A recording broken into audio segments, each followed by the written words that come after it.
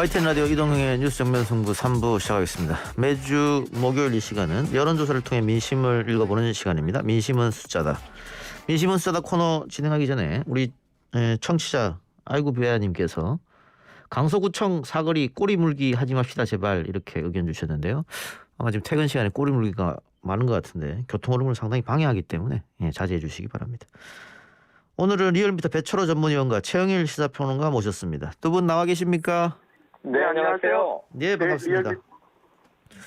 자, 문재인 대통령 지지율이 많이 상승했던데 그것부터 좀 살펴볼까요?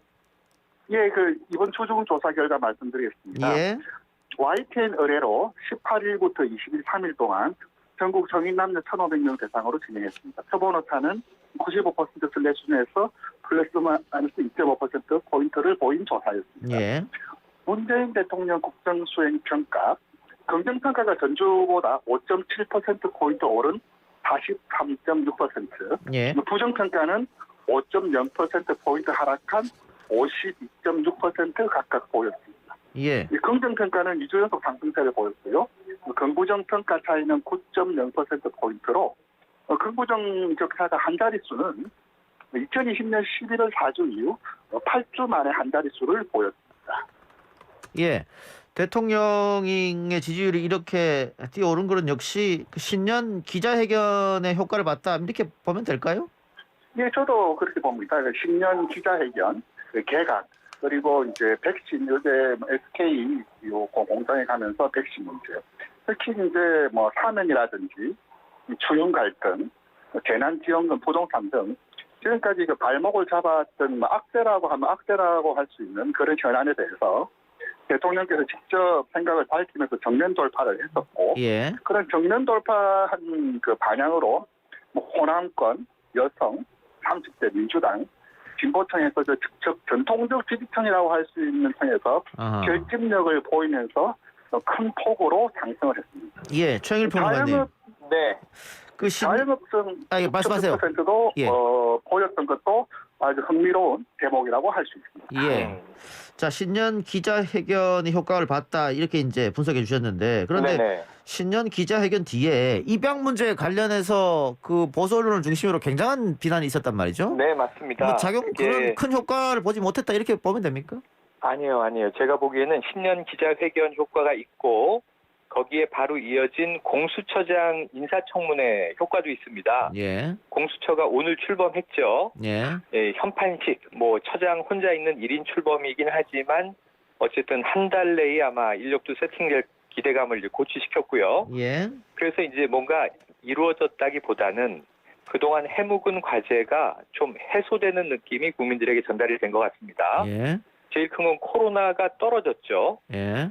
이 300명대도 적다고 할 수 없고 400명대까지 어제 오늘 나왔습니다만 잡혀가는 추이에 대한 안도감, 그다음에 대통령 신년 기자회견에서 제일 중요한 게 이제 민생 경제에 방점을 두고 부동산 문제는 아주 직접적으로 이 원인 분석까지 하면서 성공하지 못했다. 실패를 인정하고 사과했습니다. 예. 하지만 특단의 조치를 내놓겠다. 지금 이제 이 배 소장님 말씀해 주신 이 백신에 대한 기대감도 존재하고 그래서 연초에 뭔가 지난해보다는 나아지겠구나 하는 국민들의 좀 심경을 상당히 좀 불러일으킨 효과, 환기 효과가 있고요. 그다음에 이제 저는 세계부처 개각도 상당히 좀 의미가 있는 영향을 줬을 것이다. 어제 나오지 않았습니까? 박영선 장관도 이제 사의를 표했고요. 그래서 뭔가 조금 국정 안정에 대한 국민 기대감이 높아졌다. 이렇게 한번 진단을 해봅니다. 예, 알겠습니다. 민주당 지지율도 상승해서 8주 만에 국민의힘을 앞질렀는데 결국은 당 지지율은 대통령 지지율과 좀 비슷하게 등락을 거듭하는 모습을 보입니다. 지금까지는 같이 물려왔었죠. 그래서 연동 효과는 분명히 있어 보이고요. 그다음에 이제 당 자체적으로도 또 노력하는 모습을 보였습니다. 이낙연 대표가 연초에 이제 이 사면론 때문에 상당히 곤욕을 치렀지만 그 문제를 대통령이 신년 기자회견에서 해결해버렸고 사실상 사면론은 지금 논의하기는 부적절하다. 한참 뒤로 아마 임기 후반으로 이제 밀렸다 이렇게 보는 게 옳을 것 같고요. 그 외에는 이제 이익공유제는 다소 갑론을 박은 있습니다만 뭔가 지금 장기간 고통받아온 소상공인 자영업자들과 민생을 좀 회복시키기 위한 노력을 이제 드라이브를 걸고 있는 지점들이 또 대통령과 함께 플러스 시너지를 냈다 이렇게 분석하면 어떨까요? 예, 배철호 의원이 민주당과 국민의힘 지지율을 분석해 주시면서 그 지표도 함께 설명해 주세요. 더불어민주당 지난 주간보다 2.0%포인트 오른 32.9% 보였고요. 국민의힘은 3.1%포인트 하락한 28.8% 보였습니다. 양 정당 격차는 4.1%포인트로 오차 범위 아닙니다. 역시 그 민주당이 국민의힘을 앞선 것도 2019년 11월 4주에 민주당 34.1, 국민의힘 27.9% 각각 보였는데요. 8주 만에 순위가 바뀐 그런 결과를 보였습니다. 예, 이렇게 뒤집어진 이유는 어디 있다고 보세요? 아무래도 그 대통령 기자회견 후광 효과가 아하. 컸고요. 그리고 방금 우리 최영일 평론가께서 말씀해 주셨던 개각이라든지 그런 거인데 또 한편 이제 박영선 장관 이제 출마를 공식화하면서 이제 선거 분위기가 좀 달아오르는 그런 정도를 좀 모멘텀으로 좀 분석할 수 있겠습니다. 예, 그러면 배 의원님이 보셨을 때 지금 민주당이 8주 만에 앞서고 있다고 합니다만 서울 지역은 국민의힘이 여전히 앞선단 말이에요. 네, 그렇습니다. 민주당으로서는 선거가 이제 코앞에 있기 때문에 네. 이 서울에서 국민의힘이 앞서는 것을 의식하지 않을 수 없을 텐데요. 그렇습니다. 아마 이번 그 정당 조사에 가장 눈여겨볼 지역은 서울 그리고 PK라고 할 수 있는데요. 예. 민주당 같은 경우는 그 PK에서 이번에 8.4%포인트 상승을 했습니다. 그래서 오차 범위 내지만 국민의힘을 앞섰고요. 서울 같은 경우는 우리 국민의힘보다 좀 뒤처진 결과를 보였는데 경선의 흥행이라고 할 수 있는 측면에서는 국민의힘보다 주목도가 좀 낮을 수밖에 없죠. 그런 요인들이 아직까지는 서울 지역에서는 그 관심이 국민의힘 쪽에 좀 더 모아져 있고 그것이 이제 지지율로 나타나지 않았나 그렇게 말씀드릴 수 예. 있습니다. 자, 최영일 평론가님. 네, 여기 첨언을 좀 드려볼게요. 그 지금 배 본부장님 말씀 주신 것에 더해서 지금 이 PK와 결국 서울이 이번 재보선의 격전지 아니겠습니까? 예. 그 두 군데인데 이제 이 부산 지역을 포함해서 PK에서 이 민주당 지지율이 오른 것은 저는 선거 구도가 물론 이제 가덕도 공항도 이제 곧 불타오르면 여권이 조금 이제 플러스 포인트를 가져갈 여지가 많아 보입니다만 예. 일단은 그 선거에 임하는 후보들의 자세가 아주 흥미로워요. 예. 지금 김영춘 예비 후보가 민주당에서 나와 있는데 예. 이 요즘에 이 부산 시민들을 향해서 이야기하는 내용과 태도를 보면 상당히 야당스럽다 이런 느낌을 받습니다. 그러니까 도전자의 느낌으로 굉장히 결연해요. 예. 그런데 이 야당 입장에서는 오히려 우리가 우위를 점하고 있다. 우리가 이긴다. 후보는 많은데 서로 좀 물고 뜯고 난립하는 경향이 있습니다. 예. 그러니까 마치 여당 같은 야당과 야당 같은 여당 이러면 이제 언더독 효과, 동정 여론이 생기게 되거든요. 집안 싸움하는 모습을 보인단 말입니까? 그렇죠. 예. 그러면서 결국은 밥그릇 싸움 아니야? 근데 여당은 오히려 이 경복의 자세로 열심히 하겠다고 계속 이야기를 하네. 예. 그런데다가 실제로 개발 추진의 힘은 또 여당이 있단 말이죠. 예. 이게 조금 부산 시민들에게 조금 더 현실적으로 작용할 수 있는 여지를 야당은 경계하면서 좀 짚고 들어가야 되겠고요. 예. 서울은 전 부동산 효과가 크다고 보는데 예. 신년 기자회견, 개각, 공수처 출범 다 좋은데 서울 시민들의 가장 큰 불만인 부동산 대안은 아직 나오진 않았어요. 예. 대통령의 사과까지는 좋고 자 특단의 공급 대책을 내겠다는 이야기도 예고편으로는 좋은데 본편을 아직 못 본 거죠. 예. 그래서 저는 설 전에 변창흠 이제 국토부 장관이 상당히 좀 서울 시민들이 반응할 수 있는 현실적인 안을 낸다면 여기서 이제 민주당은 더 탄력을 서울에서도 받을 수 있겠지만 만약에 그동안 김현미 장관 때 나왔던 연장선상에서 의외로 별게 없는데 하면 이 서울 지역은 상당히 여당이 고전을 할 가능성은 남아있다고 봅니다. 예. 최영일 평론가님, 제 다음 질문 조금 짧게 대답해 주세요. 네네. 방금 얘기했던 특단의 공급 대책 설 전에 네네. 내놓는다 그랬고 코로나는 날씨가 풀리면은 또 많이 잡힐 테고 그럴 가능성이 있죠. 재난지원금 4차 문제도 있고 네. 야당으로서는 시간이 가면 갈수록 굉장히 불리하다 이렇게 판단할 수 있을 것 같은데요? 그래서 안철수 대표나 지금 나경원, 오세훈 예비 후보들이 컨텐츠를 가지고 승부를 걸어야 되는데 전 나경원 전 의원 이야기를 듣고 좀 깜짝 놀랐습니다. 지금 이게 이 진보와 보수 이분법으로 나눠서 짜장면 짬뽕론을 얘기하고 있거든요. 예. 이게 이 서울 시민들에게 뭐 이 전국도 아니고 서울 지역 선거니까 어필할 수 있는 지금 컨텐츠인가? 예. 지금 이제 이 진보 아니면 보수를 선택하는데 내가 강한 보수니까 나를 선택해 줄 것이다. 나는 짜장면이다. 이게 국민들에게 어떤 민생 공감이 되는지 예. 지금 컨텐츠를 내놓지 않고 시민들은 지금 부동산 대책 하나만 깔끔하게 정리해줘도 잘한다 그럴 수 있거든요. 예. 차라리 이 허경영 총재가 지금 내놓은 돈으로 지원금을 살포하는 전략이 오히려 더 회자되고 있다.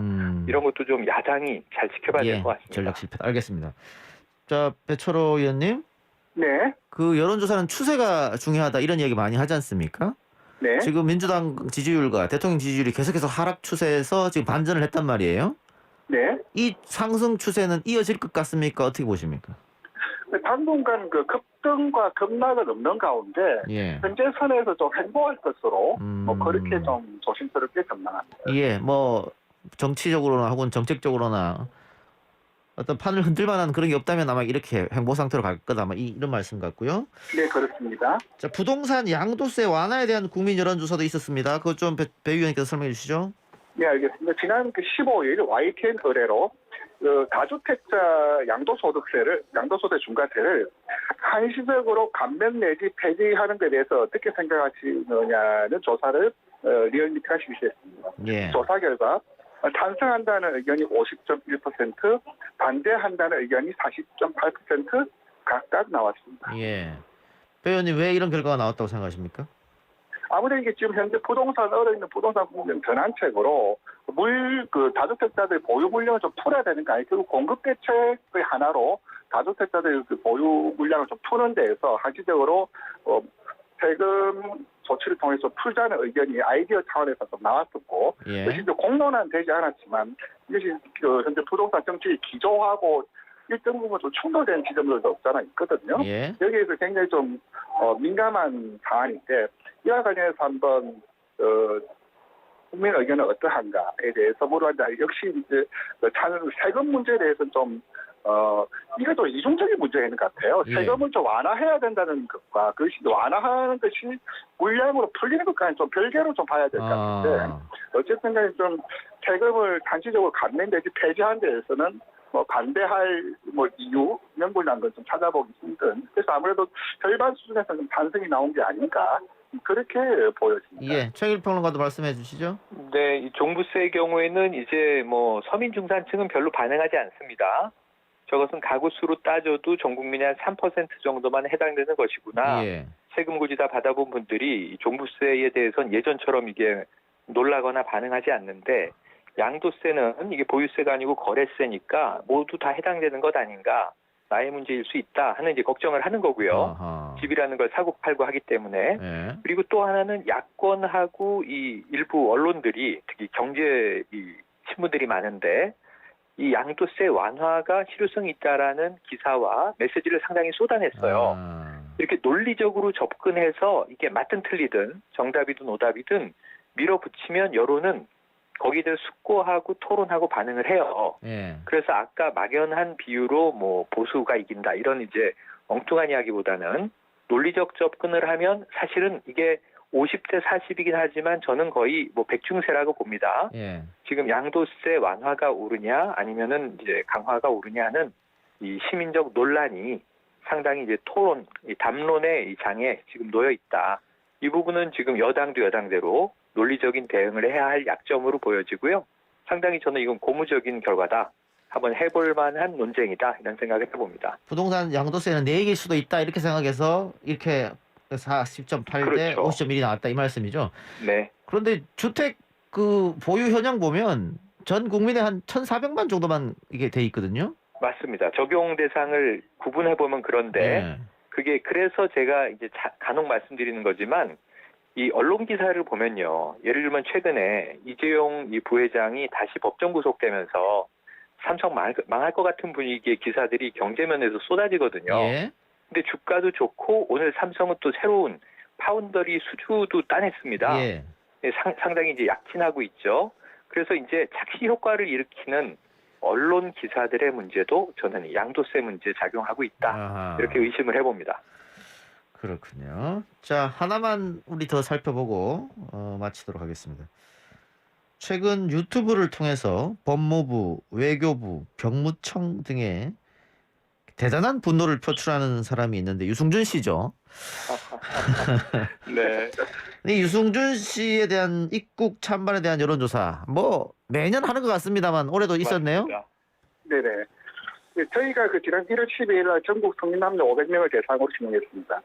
스티브 유 입국에 대해서 찬성하냐 반대하냐. 입국을 반대한다는 의견이 64.7%, 입국에 찬성한다는 의견이 23.5% 각각 보였습니다.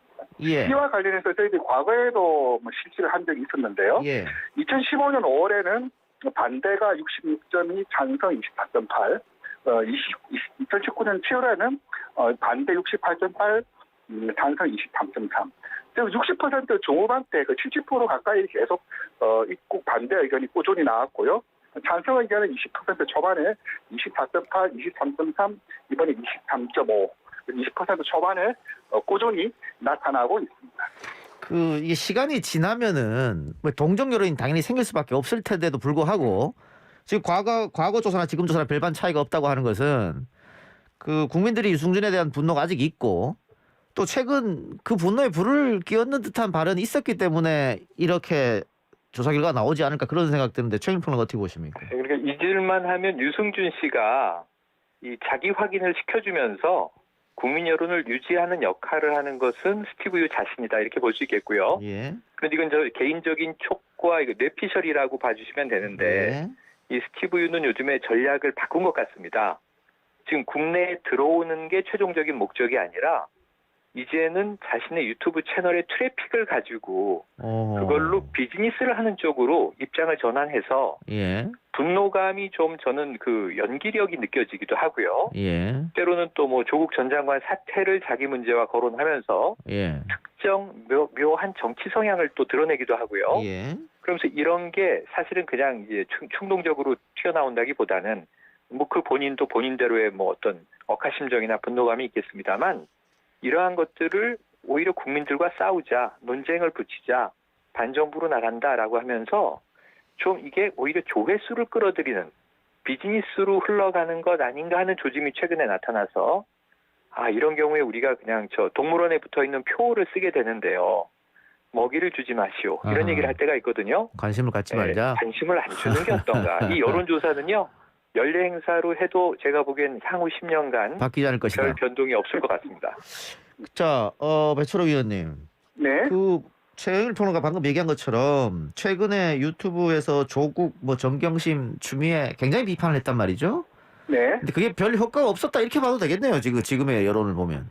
네, 그렇습니다. 아까 말씀 최영일 평론가님 정확하게 좀 지적해 주시는데 이제는 입국이 목적이 아니라 자신의 존재감 확인하면서 나름 유튜브 채널의 활성화로 지금 하고 있는 거 아닌가 그런 의견들도 있는 만큼 지금 이제 그렇게 말하는 것 자체는 도저히 공감과 이해를 하는 국민이 68% 수준에서 그대로 드러난 거 아닌가 그렇게 보여집니다. 예.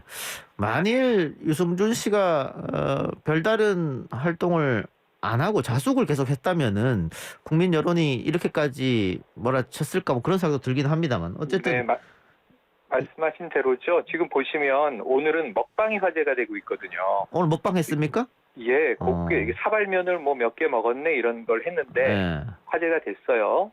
그런데 고국에 들어오고 싶은 사람이 지금 그런 거 할 때가 아니죠. 아까 말씀하신 대로 이 입국 금지가 취해진 때부터 정말 한 10년 동안 국외에서나마 국방과 안보를 위한 어떤 개인적인 봉사활동을 하든가 병역을 다시 가진 못한다 하더라도 아니면은 이게 나라 사랑의 여러 가지 방법들이 있을 텐데 역사 바로잡기도 있고 독도 문제 알리기도 있고 우리나라 민간 외교 사절단들이 온라인 오프라인에서 많이 하잖아요.